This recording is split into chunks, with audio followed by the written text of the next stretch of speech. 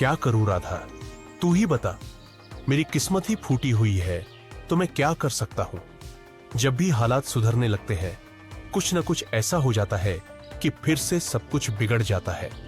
अब देख, पहली बार जैसे तैसे कुछ जमा किया, तू बीमार पड़ गई, सब खर्च हो गया। फिर रतन के पैर में वो गहरी चोट, पूरा इलाज करवाने में फिर से सब कुछ खत्म हो गया। तभी दूसरों की तरह पकवान क्यों नहीं बनते? रघुवीर की आंखें नम हो गईं। तू चिंता मत कर बेटा, हमारे दिन भी जरूर बदलेंगे। एक वक्त आएगा जब हम लोग दूसरों से भी अच्छे पकवान बनाएंगे, फिर तेरा जो दिल करेगा वही खाएंगे। लेकिन पिताजी, एक बात बोलूं? जब पड़ोस की ताई अम्मा के घर से पकवानों की खुशबू आती है ना, तो मैं तो खींचा चला जाता हूँ। एक दिन चला भी गया था, लेकिन उन्होंने मुझे देखते ही खाना छुपा लिया और कहा, यहाँ मत आ, भाग जा यहाँ से। तो मैं वापस आ गया। राधा पर थी। उस दिन जैसे ही उसने भट्टी सुलगाई और हथौड़ा उठाया, उसे लगा कि उसके बाजुओं में अब पहले जैसी ताकत नहीं रही। उसके हाथों की चोटें भी जैसे थक चुकी थीं। हे भगवान, और कितनी परीक्षाएं लोगे। आज एक भी ग्राहक नहीं आया और ऊपर से घर की हालत, रत्न की मासूम बातें, सब कुछ। हाँ रघुवीर, क्या हुआ? आज तुम्हारे हाथों में पहले जैसा जोर नहीं दिख रहा। क्या बात है? मन कुछ बोझिल लग रहा है, क्यों? हाँ मुखिया जी, अब आप तो सब जानते हैं, फिर भी पूछते हैं।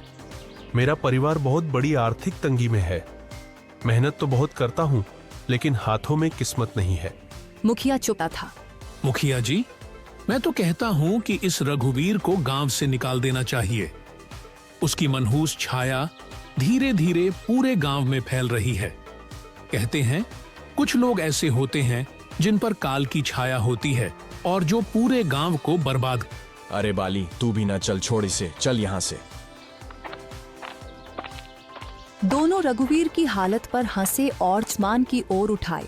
हे भगवान, क्या मैंने अपनी तकदीर खुद लिखी थी? क्या मैंने किसी का बुरा किया है? कभी चोरी, कभी बेईमानी, मैंने कुछ बुरा नहीं किया। फिर मेरे ऊपर यह दुख क्यों आया है? क्यों? मेरे सपनों के दिए बुझ गए, मेरी उम्मीदों के चिराग बुझ गए। धुंध में खो गया हूं, कहीं से रास्ता नजर नहीं आता।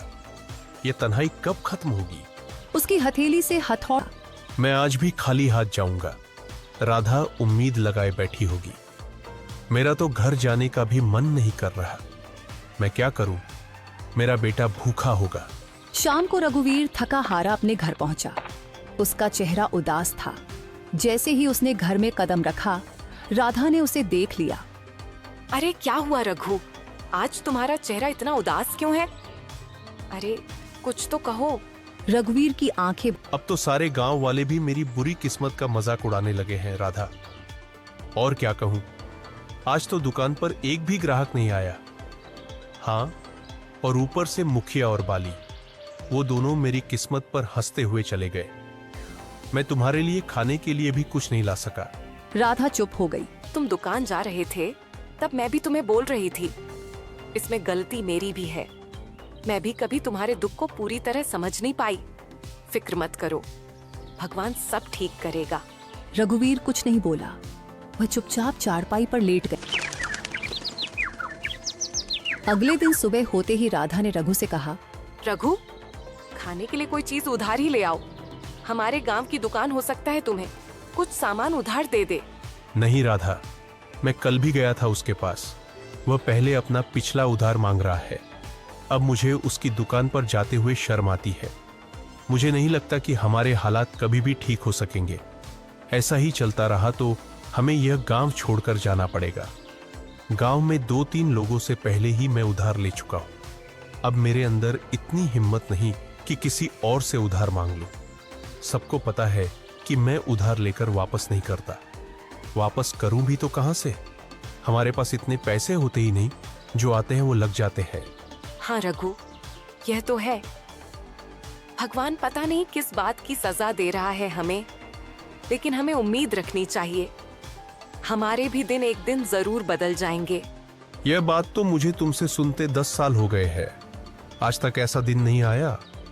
वह चुपचाप घर से निकल पड़ा।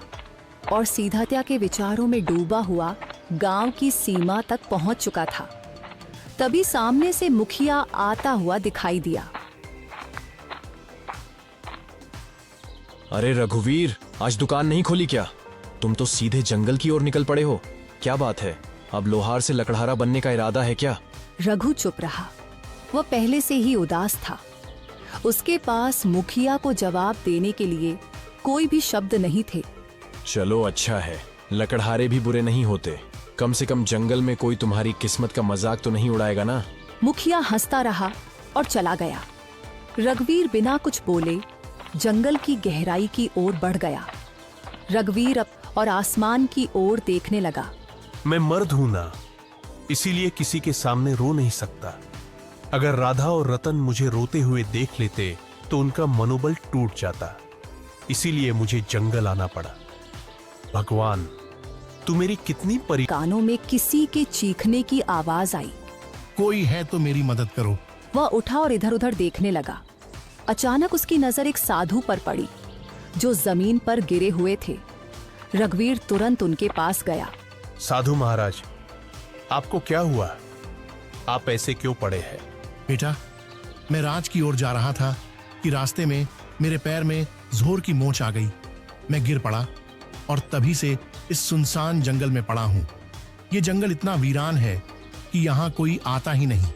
कई दिन हो गए कोई इंसान नहीं दिखा। मुझे बहुत प्यास लगी है। मेरा गला सूख रहा है। अगर जल्दी पानी नहीं मिला तो शायद मैं बच न सकूं। रघुवीर यहां तो दूर दूर तक कोई तालाब दिखाई नहीं दे रहा है महाराज। बताइए साधु महाराज, अगर आपको पता हो कि पानी कहाँ मिल सकता है तो मैं अभी ले आता हूँ। यहाँ से लगभग 2 मील दूर एक तालाब है। तुम मेरे लिए वहां से पानी ले आओ बेटा। इतना कहकर साधु ने अपना कमंडल रघुवीर के हवाले कर दिया। थका हुआ रघुवीर बिना देर किए अपने कमंडल पानी में डाला। अचानक तालाब से धुआं उठने लगा। धुआं धीरे धीरे एक भयानक औरत की शक्ल लेने लगा। यह दृश्य देखकर रघुवीर के दिल में डर और हैरानी की लहर दौड़ गई। तेरी हिम्मत कैसे हुई उस तालाब का पानी लेने की? क्या तुझे नहीं पता कि उस तालाब से कोई जल नहीं ले सकता? देखो, मुझे सच में नहीं पता था कि ये तालाब तुम्हारा है। मुझे माफ करो, मैंने ऐसा कोई अपमान नहीं किया। मैं एक डायन हूँ। अगर तुझे ये जल चाहिए तो मेरी एक पहेली का उत्तर देना होगा।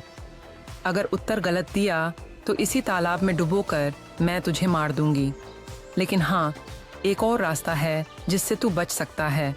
तू बिना जल लिए यहाँ से चला जा। न पहेली न मौत। रघुवीर गहरी सोच में डूब गया। मृत्यु का भय। मैं यहाँ से जल लिए बिना बिल्कुल नहीं जाऊंगा।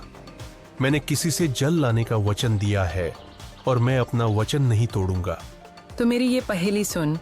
एक घर ऐसा जो हर दिशा में खुला हो, जिसके अंदर उजाला हो, पर ना कोई खिड़की हो, ना कोई दरवाजा, ना कोई दीवार हो और ना ही कोई जमीन, फिर भी सब कुछ उसमें समाया हो। बता, कौन है वो? रघुवीर ने कुछ क्षणों के लिए अपनी आंखें, जैसे वो अपने भीतर की रोशनी से सच्चाई को खोजने की कोशिश कर रहा हो। अंदर से बेचैनी के बावजूद उसके माथे पर एक दृढ़ संकल्प की रेखा साफ नजर आ रही थी, जो ये बता रही थी कि वह हार मानने वाला नहीं है। वो है मनुष्य का मन, जो हर दिशा में खुला होता है, जिसमें उजाला भी होता है और अंधकार भी। ना कोई दीवार, ना कोई दरवाजा, फिर भी उसमें पूरा संसार समा जाता है। डायन कुछ पल चुप रही, जैसे रघुवीर के उत्तर पर हैरान हो गई हो। फिर अचानक वह जोर से हंसने लगी। ये है जिसने मेरी पहेली का सही उत्तर दिया है। जा, जितना जल चाहिए ले जा। आज तुझसे मिलकर मुझे प्रसन्नता हुई। रघुवीर ने अपने कमंडल को ठंडे और साफ जल से भर लिया। उसकी आंखों में एक चमक थी, सफलता और संतोष की। फिर वह तेजी से लौट पड़ा। कदमों में साधु महाराज निर्जीव से पड़े थे, जैसे उनके जीवन की आखिरी उम्मीद सिर्फ रघुवीर की वापसी से जुड़ी हो। लीजिए महाराज, मैं जल ले आया हूँ। साधु ने जल पीते ही रघुवीर को गहराई से देखा। उनकी आंखों में हैरानी और आश्चर्य साफ झलक रहा था। बेटा, क्या सच में तुमने इसी तालाब से जल लिया है? हाँ महाराज, आपने कहा था और मैंने निभाया। मुझे लगा था कि तुम जल नहीं ला पाओगे, क्योंकि मैं जानता था कि उस तालाब में एक डायन का वास है। जब भी कोई मनुष्य जंगल में आता है, मैं हमेशा उसकी ऐसी ही परीक्षा लेता हूँ। अक्सर मैंने देखा है कि वह मनुष्य डायन के डर से भाग जाता है, लेकिन तुम पहले मनुष्य हो जिसने उस डायन की पहेली को हल किया और मेरे लिए जल लेकर आए हो। तभी वहां रंग बिरंगी किरणों के साथ एक सुंदर हिरण प्रकट हो गया। तूने मेरी मदद की है, इसीलिए मैं तुझे यह भेंट देना चाहता हूँ। साधु महाराज, इतना तो मुझे पता चल गया है कि आप कोई चमत्कारी साधु हैं, परंतु मैं इस हिरण का क्या करूंगा महाराज? इसे अपने घर ले जा और अपनी बेटी की तरह पाल इसे, और याद रख, यह हिरण तेरी किस्मत बदल देगा। मैं जानता हूं कि तू सबसे ज्यादा अपनी किस्मत की वजह से परेशान है, वरना तेरे अंदर कोई बुराई नहीं है। तू मेहनती लोहार है, तेरे मन में कोई लालच नहीं है, और तू दूसरों की मदद करने वाला भी है। इतना कहकर साधु वहां से थाना की उसकी रक्षा करेगा और अपनी किस्मत बदलने की कोशिश करेगा। अरे, ये हिरण आपको कहाँ से मिला? रघुवीर ने सारी कहानी राधा को सुनाई। हमारे घर तो वैसे ही खाने के लाले पड़े हैं। साधु महाराज को अगर देना ही होता तो धन देते। इस हिरण को क्यों पकड़वाया? हाँ, अब साधु महाराज ने कुछ सोच समझकर ही दिया होगा। उन्हें भी तो हमारी इस हालत के बारे में अच्छी तरह पता था। तभी वहां रतन आ गया। पिताजी, यह हिरण वाकई बहुत अच्छा है। मेरे साथ तो अब गांव का कोई भी बच्चा नहीं खेलता, क्योंकि हम गरीब हैं ना। लेकिन अब मैं इस हिरण के साथ